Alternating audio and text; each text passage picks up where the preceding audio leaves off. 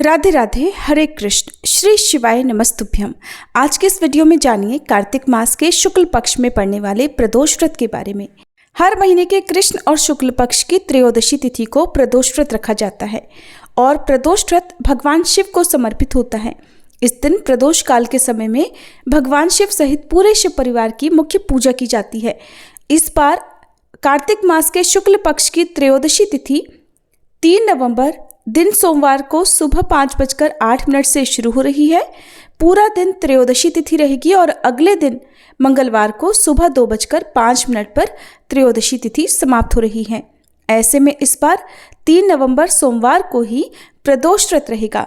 प्रदोष व्रत सुबह ब्रह्म मुहूर्त से लेकर अगले दिन तक रखा जाता है।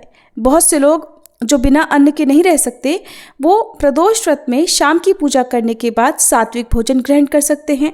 जहाँ तक हो सके व्रत में नमक का सेवन करने से बचना चाहिए। बाकी जो लोग भी श्रद्धा के साथ इस व्रत को रखते हैं वे फलाहार कर सकते हैं। अब जानते हैं इस दिन रहने वाले शुभ मुहूर्तों के बारे में।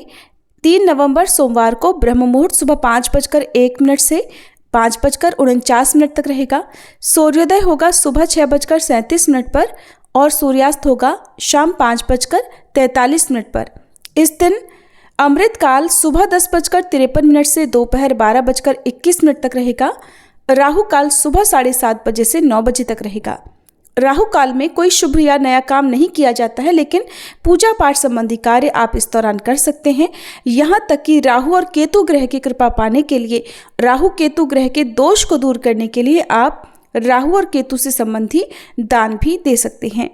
इस दिन अभिजीत मुहूर्त सुबह 11:48 से दोपहर 12:32 तक रहेगा।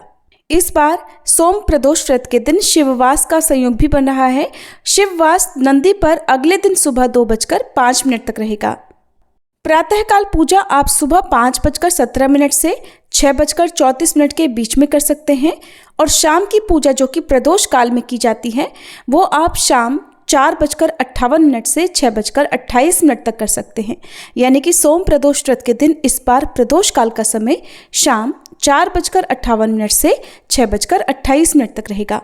और इस बार प्रदोष व्रत पंचक के साये में रखा जाएगा, क्योंकि इस बार शुक्रवार के दिन से पंचक प्रारंभ हुए हैं जो कि चोर पंचक कहलाते हैं। पंचक 5 दिनों के होते हैं और इस दौरान जब चोर पंचक लगते हैं तब कोई खास तरह का लेन देन या नए व्यापार की शुरुआत करने से बचना चाहिए। पंचक की समाप्ति मंगलवार के दिन हो रही है। प्रदोष व्रत के दिन सुबह जल्दी उठकर स्नान करके भगवान शिव का ध्यान करके पूजा पाठ करके व्रत का संकल्प लेना चाहिए। ओम नमः शिवाय मंत्र का जाप करके अगर हो सके तो शिवलिंग पर जल अर्पित करना चाहिए। फिर समय हो तो दिन में ही सुबह के समय व्रत की कथा पढ़ें, सुने, शिव चालीसा पाठ और आरती करें और भगवान को फलों का भोग लगाएं। दिन भर व्रत रखें। शाम को प्रदोष काल के समय आसपास के शिव मंदिर में जाकर पूजा करना संभव हो तो वहां जाकर पूजा करें, नहीं तो घर पर भी शिव परिवार की पूजा करके धूप दीप जलाकर नवग्रह स्तोत्र का या नवग्रहों की कथा का पाठ करके और सोम प्रदोष व्रत की कथा का पाठ करके कपूर जलाकर आरती उतारनी चाहिए और भगवान शिव सहित संपूर्ण शिव परिवार को दूध या दूध से बनी मिठाई का या फिर खीर का भोग लगाना चाहिए। इस दिन भगवान शिव की पूजा करते समय ध्यान रहे कि अक्षत यानी चावल टूटे हुए ना हो और चंदन का त्रिपुंड लगाने से भक्तों की मनचाही मनोकामना पूर्ण होती है।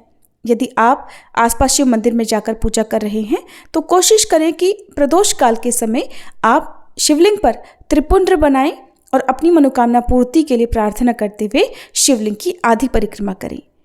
अगर आप प्रदोष व्रत के अलावा आज कोई दूसरा व्रत भी रख रहे हैं, जैसे कि कार्तिक मास चल रहा है, पंचभीखु व्रत रखे जाते हैं या फिर आपका सोमवार का भी व्रत हो, तो ये सारे व्रत आप एक साथ रख सकते हैं। सभी व्रतों का संकल्प और पूजा या कथा का श्रवण आपको नियम से करना चाहिए।